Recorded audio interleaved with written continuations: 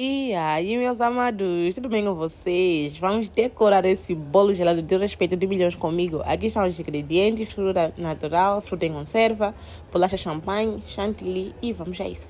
Tenho aí meu pão de ló, eu vou colocar um pouco de natas batida aí na base e depois vou regar.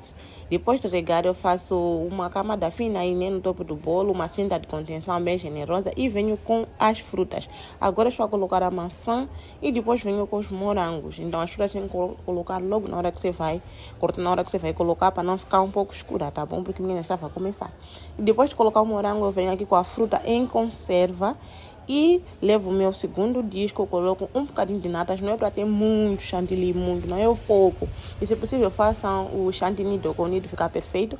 Depois é só colocar aí, tapar o bolo, como vocês estão a ver, e fazer uma camada bem fina do chantilly no seu bolo. E é muito fácil, não precisa alisar perfeitamente, é só alisar para ter aí as natas e depois com a bolacha champanhe, o lado liso vai para o bolo e o lado que tem açúcar vai ficar para fora. Vai colocando uma a uma até terminar com cuidado que fica perfeito. Depois eu vou fazer minhas conchinhas com o bico, um M da Wilton. E vou fazer esse movimento aí, sobe, desce, vai ficar bem bonito aí a minha parte de cima. E quando terminar eu vou colocar frutas.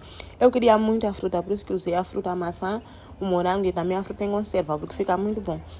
Depois de agitado das frutas, aí como vocês estão a ver, eu faço meu laço e esse é o laço. Muito obrigada, minhas queridas, meus queridos que estão aqui a me seguir, meus amados que estão a comentar, vocês me fazem crescer e eu amo estar aqui convosco. Eu prometo trazer conteúdo de qualidade sempre.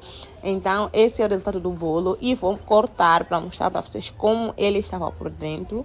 Por dentro, hoje não está a sair português para vocês.